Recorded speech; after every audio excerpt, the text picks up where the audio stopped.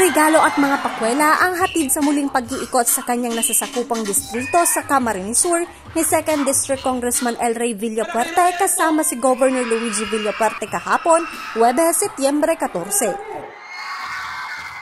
Ang pinili niya, ayaw niya ng 2,000, ang gusto niyang bayong, ang manalo, cellphone. Patok ang pera o bayong na sari-sari ang papremyo. Mula asukal, tawas, brief, hotdog hanggang sa cellphone, tablet at 5,000 pisong cash. 2,000! Pera o bayong? Bayong? Okay! Ang pinili niya, bayong! Nagkamali ba siya o hindi?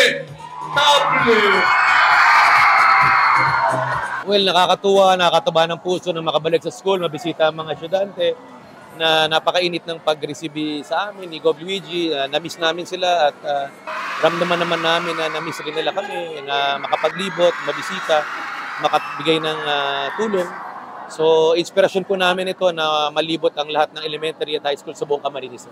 Ikinatuwa ng mga mag-aaral sa dalawang eskwelahang binisita sa Minalabak at San Fernando, Camarines Sur ang bagong bag na dala para sa kanila ng kongresista at gobernador.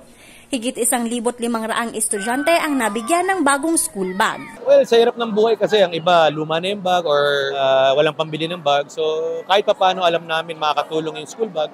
Dahil yan ang importante sa pagpasok.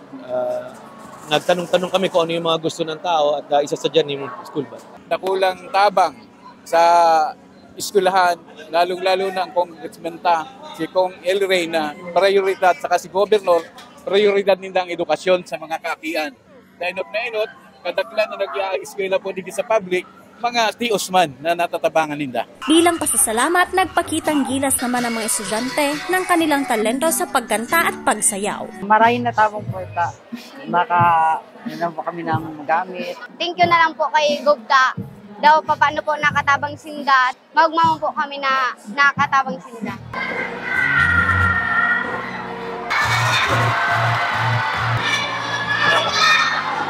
Nakiisa rin sa bag distribution ang mga lokal na opisyal ng dalawang bayan. Bilang nag-esperso ka mo, gusto nito magpa-smart TV, hindi lang para sa Indo, pero sa mga classmate Indo, sa classroom Indo, sa eskwelahan Indo. Tataunan ka mo ni Gov. Luigi, ni Kong El Rey ng tag 10,000 pesos pang-ayos sa TV.